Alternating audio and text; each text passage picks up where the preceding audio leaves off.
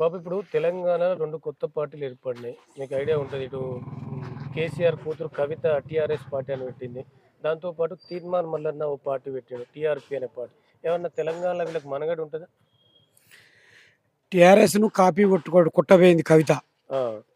TRS పేరు పెట్టు TRS అంటే ప్రజలకు ఒక 14 సంవత్సరాలు ఉద్యమం రూపంలో కేసీఆర్ హ్మ్. ఇచ్చినటువంటి దాన్ని టీఆర్ఎస్ అంటే ప్రజలు మందు సీసాల సారపోసినట్టు అనుకున్నది అక్క మందు సీసాల సారపోసి ఆ! స్కీమ్ చేసుకున్నట్టు అనుకున్నది. ఆ! కానీ కాదు, టీఆర్ఎస్ అంటే కారు గుర్తే, ఆ! బీఆర్ఎస్ అన్న కారు గుర్తే. ఆ! అప్పటిదాకా టీఆర్ఎస్ అంటే కారు గుర్తు అనుకున్నారు. ఇప్పుడు సడన్ గా వచ్చి టీఆర్ఎస్ పెట్టగానే నీకు ఏదో గుర్తిస్తారు. అసలు ఎలక్షన్ కమిషన్ ఆమెకు టీఆర్ఎస్ అనే లేబులే ఉండదు అని చెప్పి ఇయ్యరు. ఆమెకు ఫిర్యాదు చేసిళ్ళు. ఆ! పెద్ద ప్రభావం ఏముండదు.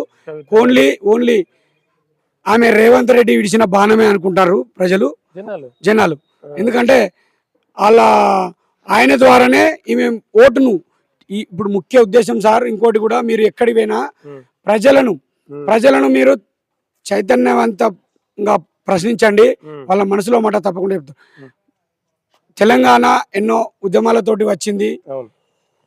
ప్రశ్నించే తత్వం ఉంది, పోరాటాలతో వచ్చింది, ఉద్యమాలు చేసిళ్ళు. ఓన్లీ ఓటు బ్యాంకును చీల్చేందుకే, ప్రజా వ్యతిరేక ఓటు చీల్చేందుకే ఈ తీర్మార్ మల్లన్న, హ్మ్. అక్క కవితక్క. హ్మ్.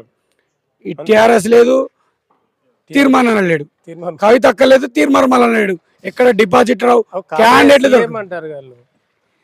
ఆమె కొంచెం ఏమనుకుంటుందంటే మరో మమతా బెనర్జీ లాగా అనుకుంటుందని. ఆ! ఆమె మమతా బెనర్జీ లాగా అనుకుంటుంది. ఆ! ఆయన విజయ్ లెక్క అనుకుంటున్నట్టు విజయ్ లెక్కని అనుకుంటుండు. తీర్మానం మల్లన్న నువ్వే ఎమ్మెల్సీకి పట్టభద్రుల ఎమ్మెల్సీలా కింద మీద పడి బోర్లో పడి ఏదో బోడగుండు సుతకోటి లింగాలలో ఒకటి బోడలింగం లెక్కన గెలిచినావు. దానిని నువ్వు కాంగ్రెస్ పార్టీ అన్నావు, బీజేపీ అన్నావు, ఈ సభ్యత్వంతో కేసీఆర్ నురిపెడతా అన్నావు. ఇవన్నీ ఎక్కడ పోయినాయి? నీ యొక్క ఛానల్లా నీ రేటింగ్ పెంచుకోవడానికి, కలెక్షన్లు వసూలు చేసుకోవడానికి. ఇప్పుడు టీ డబ్బుల కోసం అడిగిన తీర్మార్ మల్లన్న ₹5 ఇలా రోల్స్ రాయల్ కార్లో తిరుగుతాడు. ఎక్కడిది రోల్స్ రాయల్ కారు? పట్టభద్రులకు ఏమని చేసిన నువ్వు?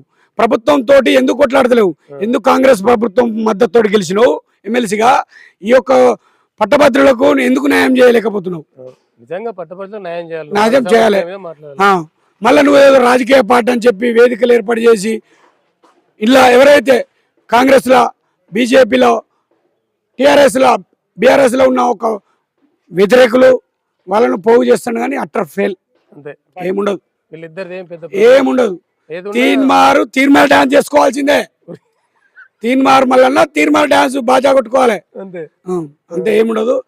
అంతలో అయితే ఇంకా వాళ్ళిద్దరు కలిసి కూడా కవితక్కును తీర్మార్ మల్లన్న వాళ్ళు పీకలు ఒకళ్ళు బ్యాండ్ కొట్టినా తప్పేలేదు. ఏదైనా తెలంగాణలో ఇటు బీఆర్ఎస్ మళ్ళీ కాంగ్రెస్ భవిష్యత్తులో కాంగ్రెస్ మనగడ ఉండదు. అది కాంగ్రెస్ అధిష్టానానికి కాదు, సెంట్రల్ సిడబ్ల్యూసి కూడా అర్థమైపోయింది. భవిష్యత్తులో తెలంగాణలో ఫస్ట్ బీఆర్ఎస్ అనుకుంటున్నా, సెకండ్ బీజేపీ అనుకుంటున్నా. వీరి మధ్యనే పోటీ ఉంటుంది తప్పకుండా. Thank you.